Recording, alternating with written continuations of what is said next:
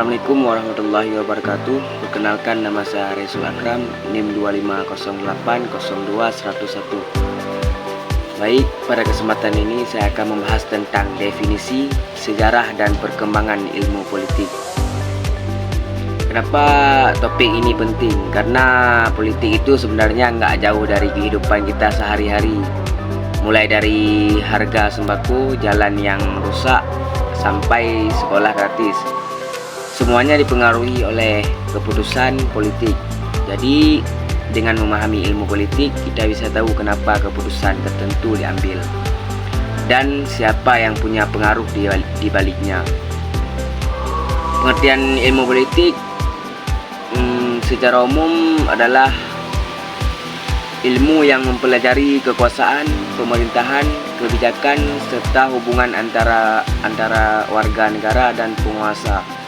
Politik bukan cuma soal partai atau pemilu, tapi tentang bagaimana keputusan dibuat untuk kepentingan orang banyak. Pak ahli punya pandangan yang berbeda. Yang pertama ada Harold Laswell. Harold Laswell bilang politik itu membahas siapa dapat apa, kapan, dan dengan cara bagaimana, soal pembagian kekuasaan dan sumber daya dalam masyarakat. Yang kedua itu ada David Easton, mengatakan pembagian nilai-nilai dalam masyarakat yang dilakukan oleh pihak berwenang seperti pemerintah. Yang ketiga, Aristoteles, tokoh Yunani kuno, melihat politik sebagai usaha mencapai kebaikan bersama. Ia bahkan menyebut manusia sebagai zon politikon, artinya makhluk politik yang tidak bisa hidup tanpa masyarakat dan pemerintahan. Nomor 4 itu ada Meriam Budiarjo, menjelaskan bahwa ilmu politik mempelajari kekuasaan, pengambilan keputusan, kebijakan publik, serta distribusi kekuasaan dalam masyarakat.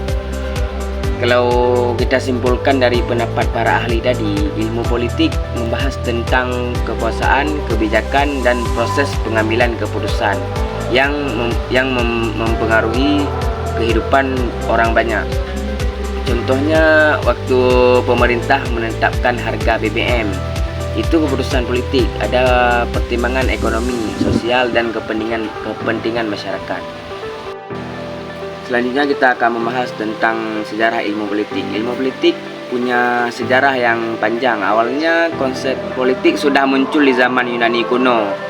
Tokoh seperti Plato dan Aristoteles membahas bagaimana negara ideal seharusnya dijalankan. Aristoteles bahkan menulis sebuah buku yang berjudul Politik, yang jadi cikal bakal ilmu politik modern.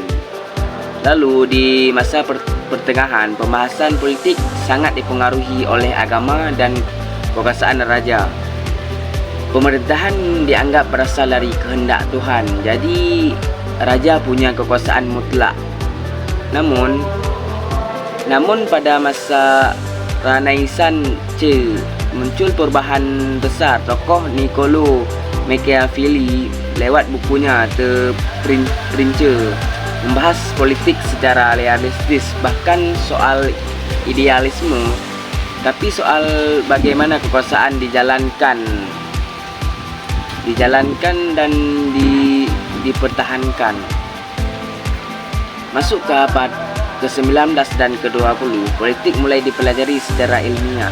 Mulai banyak universitas yang membuka jurusan ilmu politik. Metode ilmiah seperti survei, statistik, dan observasi mulai digunakan untuk memahami perilaku politik masyarakat, sistem partai, dan kebijakan publik. Disinilah ilmu politik benar-benar berdiri sebagai disiplin ilmu tersendiri, terpisah dari filsafat, hukum, dan sosiologi. Selanjutnya kita akan membahas tentang perkembangan ilmu politik. Seiring waktu, ilmu politik terus berkembang mengikuti perubahan dunia. Kalau dulu fokusnya hanya pada negara dan kekuasaan, sekarang cakupannya jauh lebih luas. Ada beberapa cabang penting. Yang pertama ada politik internasional, membahas hubungan antar negara dan diplomasi. Yang kedua ada politik ekonomi, membahas tentang hubungan antara kebijakan pemerintah dan ekonomi rakyat. ketiga itu ada politik lingkungan, menyoroti kebijakan terhadap alam dan perubahan iklim. Pelaku politik meneliti bagaimana masyarakat ikut serta dalam pemilu atau berpendapat di media sosial.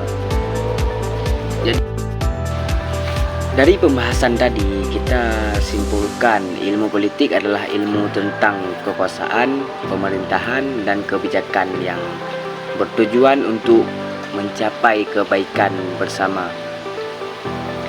Sejarahnya mulai dari Yunani kuno, berkembang di masa modern dan terus relevan sampai sekarang. Belajar ilmu politik itu penting supaya kita bisa lebih sadar, kritis, dan ikut berperan dalam pembangunan negara. Politik bukan sesuatu yang kotor, tapi cara untuk mencapai kesejahteraan bersama tergantung siapa dan bagaimana ia dijalankan. Mungkin hanya sekian penjelasan dari saya. Assalamualaikum warahmatullahi wabarakatuh.